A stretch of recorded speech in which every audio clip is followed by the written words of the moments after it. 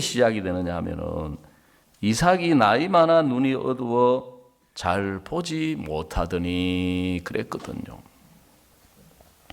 여러분, 야곱이라고 하는 사람이 나오는데, 여러분, 이 야곱은 이제 굉장히 연약한 사람이었습니다.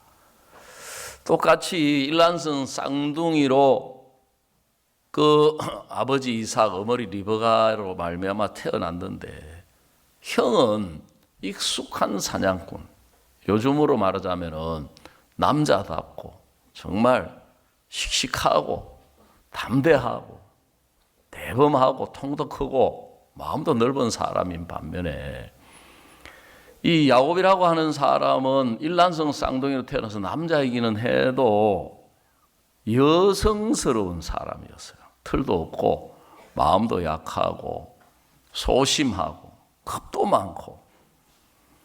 근데 이제 이 성경은 이 야곱이라고 하는 사람이 복을 받을 수 있는 그 시작을 어떻게 말씀하고 있느냐 하면은, 이삭이 나이 많아 눈이 어두워 잘 보지 못하더니 그랬어요.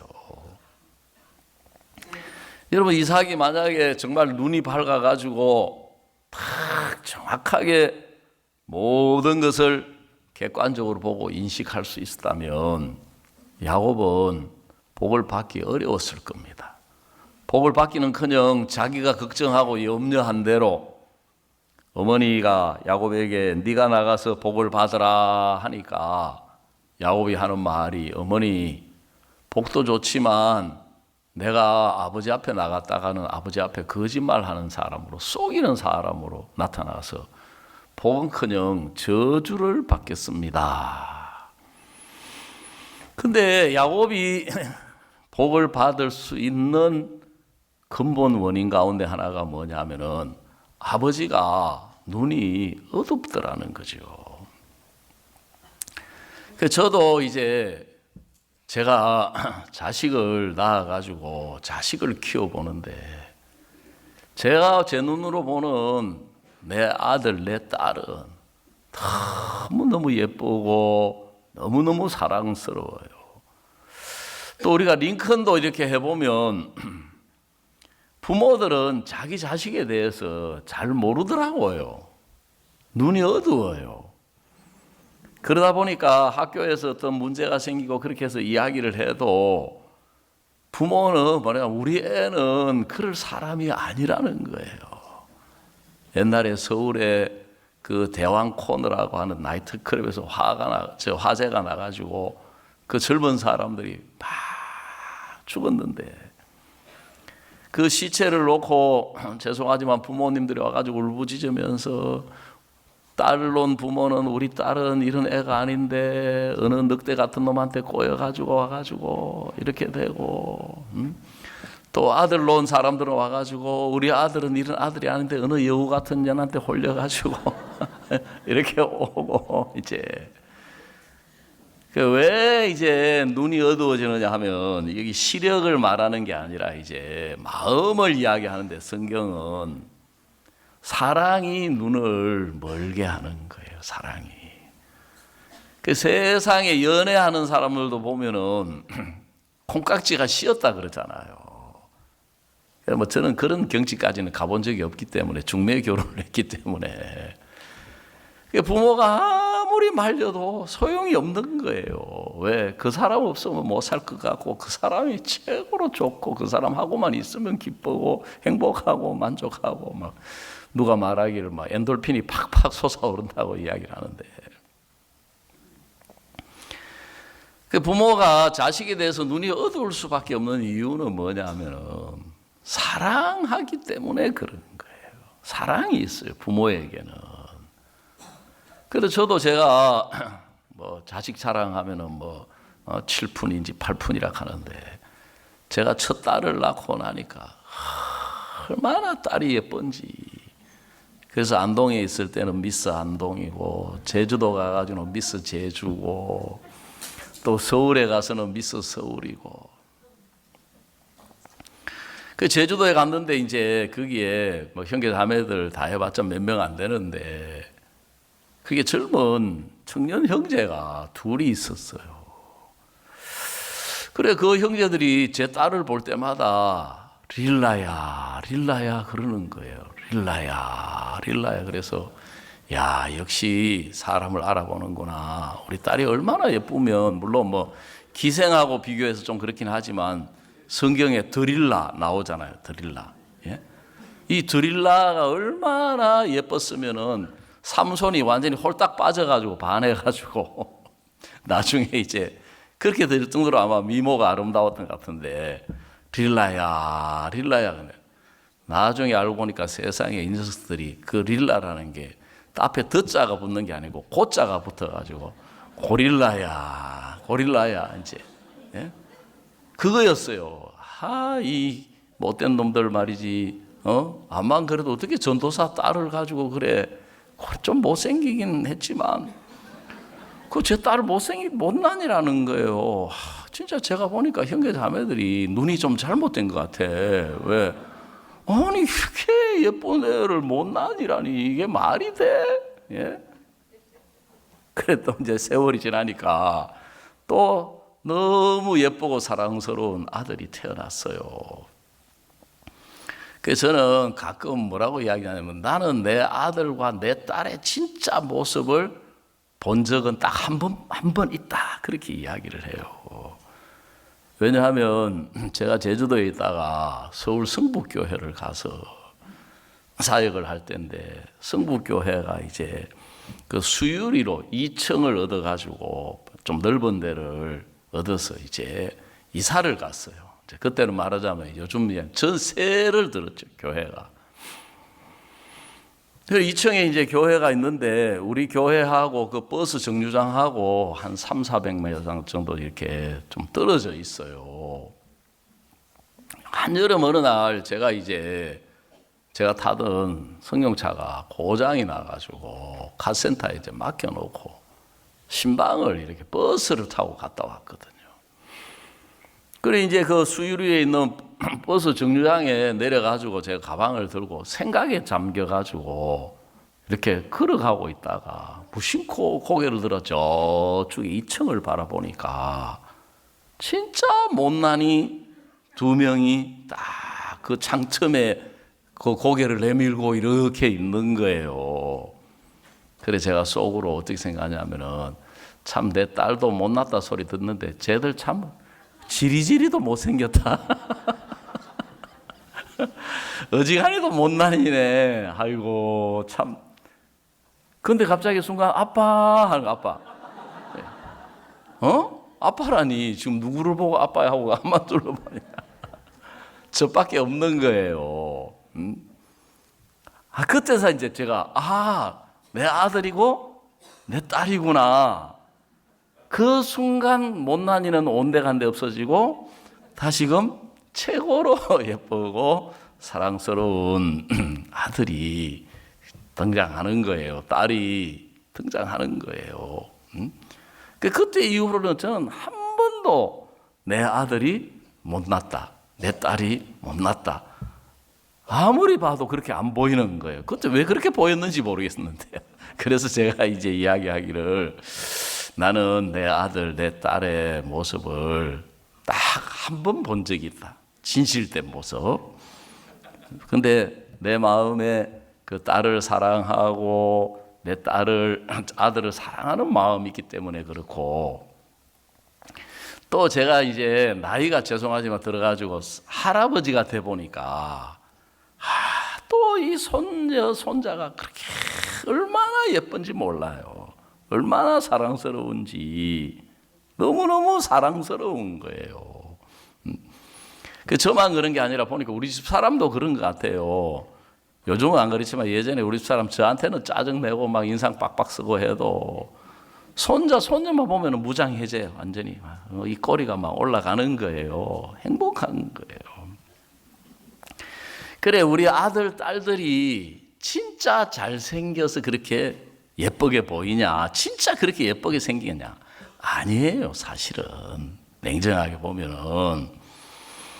근데 이제 할아버지 할머니 마음에는 사랑이 넘치기 때문에 하나에서 열까지 모든 게 그렇게 사랑스러운 거예요.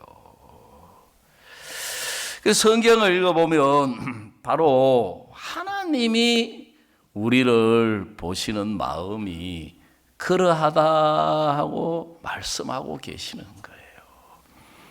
사실 우리가 냉정하게 우리 인간을 보면 하나님을 떠나가지고 마귀에게 속아서 죄에 빠져서 죄악된 인생이기 때문에 여러분, 우리가 가지고 있는 어떤 행위, 어떤 조건, 어떤 것으로도 하나님을 기쁘시게 하거나 하나님께 복을 받을 수 있는 사람이 아무도 없습니다. 많은 사람들이 선악을 알게 하는 실과를 먹은 우리 조상의 영향을 받아가지고 이 세상에 있는 사람들의 그 기본 사상이 뭐냐 하면은 권선징악이라고 하는 선을 권장하고 악을 징벌한다. 그래서 대부분의 이야기나 이 역사나 드라마나 영화나 많은 부분들의 근본 사상이 그거예요. 그래서 선하게 살고 착하게 살고 깨끗하게 살면은 결국은 복이 오고, 악하게 살고 죄를 짓고 나쁜 짓 하면은 벌을 받는다. 이제 그렇게 생각을 가지고 신앙도 그런 줄로 생각을 해서 많은 사람들이 자기가 착하게 살려고 하고 또 자기가 착한 줄로 생각을 하는 거예요. 근데 하나님이 우리를 보실 때는 사람 가운데 선한 사람은 아무도 없습니다. 인간 가운데 깨끗한 사람도 아무도 없고 인간 가운데 진실한 사람도 아무도 없어요. 성경을 읽어보면 창세기 6장에 5절에 사람의 마음의 생각의 모든 계획이 항상 악할 뿐임을 보시고 그랬어요. 여호와께서 사람의 죄악이 세상에 관여함과 그 마음의 생각의 모든 계획이 항상 악할 뿐임을 보시고 그랬어요. 그 다음에 6절에 뭐라고 이야기하시냐면 땅 위에 사람 지으셨음을 한탄하사 마음에 근심하시고 그랬어요. 하나님이 사람 지은 것을 한탄하셨다. 그리고 7절에 가라사대 나의 창조한 사람을 지면에 썰어버리되 사람으로부터 육축화 기는 것과 공중의 새 가지 그리하리니 이는 내가 그것을 지었음을 한탄함이니라 그랬습니다. 그러니까 하나님이 우리 인간을 보시고 한탄하셨다 그래서 내가 저 인간들을 왜 만들었지? 내가 저 인간들을 마치 막 부모가 속 썩이는 자식을 보면서 아이고 어쩌다가 내가 저런 녀석을 낳았는고 하시는 것처럼 하나님의 마음은 인간의 죄악으로 썰어버리고 싶어. 그런데 하나님은 마음에 심판도 있지만 하나님은 긍휼이 있는 분이신 거예요. 긍휼, 불쌍히 여기는 마음. 하나님은 사랑이신 거예요. 그래서 하나님의 사랑이 이런 죄악된 인간, 멸망을 받아야 되고 심판을 받아야 될 우리를 향하여 하나님의 사랑이 그 아들을 이 땅에 보내신 거예요. 오늘 창세기 27장을 보시면 여러분 이 야곱은 자기 조건으로는 아버지 앞에 나갈 수도 없고 복을 받을 수가 없는 사람이었습니다. 야곱이 말한 그대로 어머니가 네가 나가서 복을 받아라 하고 말씀하셨을 때 어머니 내가 나가서 복 받는 것은 좋지만 형은 철 사람이고 나는 매끈매끈한 사람이기 때문에 그 말은 형은 아버지를 기쁘게 하고 아버지를 만족하게 하고 아버지가 복을 주고 싶어하는 사람이지만 저는 아버지를 기쁘게 할 만한 조건이 없는 사람이기 때문에 내가 나갔다가 복은커녕 저주를 받겠습니다. 그래서 성경을 읽어보면 아버지는 형 에서를 사랑하고 좋아했습니다. 왜냐하면 이 형은 남자다운 사람이기 때문에 사냥꾼이 돼가지고 들로 산으로 쫓아다니면서 뭐 노루도 잡아오고 사슴도 잡아오고 토끼도 잡아와가지고 그걸로 이제 요리를 해가지고 먹는데 이 아버지 이삭의 식성이 육식이었던 것 같아요. 육식. 고기를 좋아하는 거예요. 그러니까 막 고기 좋아하지요. 아버지가 좋아하는 고기 자주 가지고 와서 아버지 드리지요.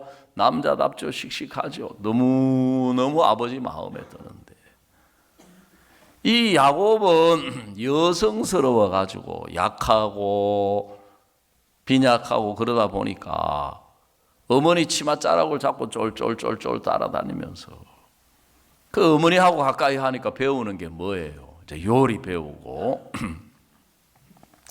사람이 시대를 잘 타고 태어나야 돼요. 요즘 같으면 요리 잘하면은 셰프로 아주 대접받는 시대잖아요. 그러니까 이제 자기한테는 아버지를 기쁘게 할 조건이 없는데 내가 아버지 앞에 나갔다가 복은커녕 저주를 받겠습니다. 근데 어머니는 이 야곱을 너무너무 사랑하셔가지고 너의 저주는 내게로 돌리리니 그랬어요. 그러면서 이제 어머니가 야곱에게 아버지 앞에 나가서 복 받을 조건을 어머니가 다 만들어 주시는 거예요. 어머니가 다 꾸며 주시는 거예요.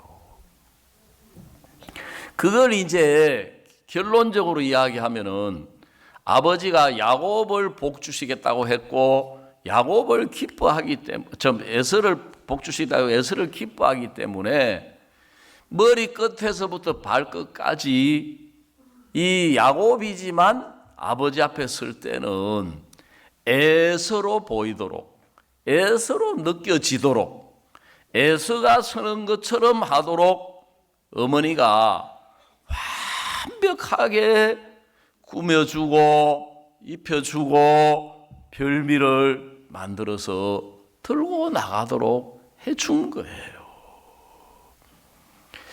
여러분 성경에 하나님은 인간은 기뻐하지 않았지만 하나님이 기뻐하는 사람이 한 사람 계시는데 그분이 바로 하나님 아들 예수님이시라는 거예요. 그래서 하나님이 기뻐하시는 예수님, 마태복음 3장에도 예수님이 세례 요한에게 세례를 받고 물에서 올라오셨을 때 하늘에서 하나님이 말씀하시고 이는 내 사랑하는 아들이요 내 기뻐하는 자다 그랬습니다. 그래서 이제 예수님은 우리를 사랑하셔서 우리가 멸망받아야 될 우리가 죄악된 우리가 하나님 앞에 복을 받도록 하시는 일을 누가 하시느냐 하면 어머니가 다 꾸며주고 입혀주고 별미를 만들어서 이 야곱이 아버지 앞에 에서로 설 수 있도록 해주셨던 것처럼 여기에 나오는 이 리브가 어머니는 바로 예수님의 그림자라는 것입니다. 그 예수님은 우리를 사랑하셔서 복 받을 수 없는 우리가 복 받을 수 있도록 조건 없는 우리가 그 모든 조건을 예수님이 다 갖추어 주신 거예요. 여러분 예수님은 이 땅에 오셔서 죄를 짓지 않으셨습니다. 그리고 예수님은 이 땅에 오셔서 하나님을 온전히 순종하셨습니다.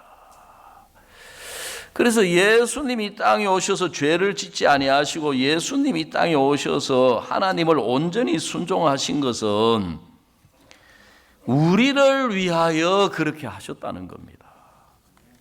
자, 베드로전서 우리 성경을 한 군데 찾아보시겠습니다.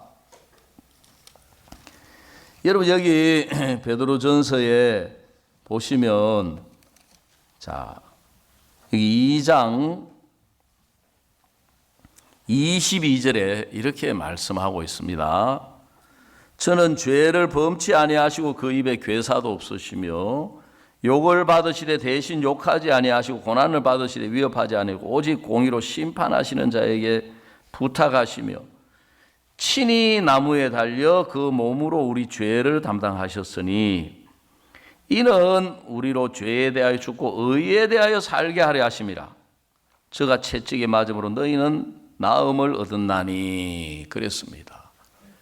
쉽게 말하자면 어머니가 다 만들어서 야곱에게 주었을 때 야곱이 그 조건을 들고 아버지 앞에 나가는 것처럼 여러분 예수님이 죄를 짓지 아니하시고 예수님이 하나님을 온전히 순종하시고 예수님이 하나님의 뜻대로 다 사신 그걸 우리에게 주신 거예요.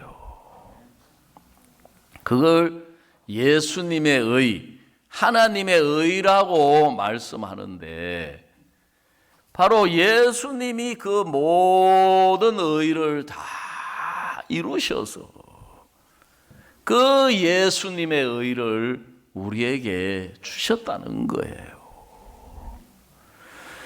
그래서 복을 받을 수 없는 우리가, 복을 받을 수 없는 야곱이 에서로 옷을 입혀줘서 에서로 나간 것처럼 복을 받을 수 없는 우리가 예수님으로 옷을 입혀주셔서 예수님의 의로 나가서 복을 받도록 하셨다. 그걸 보고 하나님의 은혜다. 그걸 보고 예수님의 은혜라고 이야기를 하는 거예요.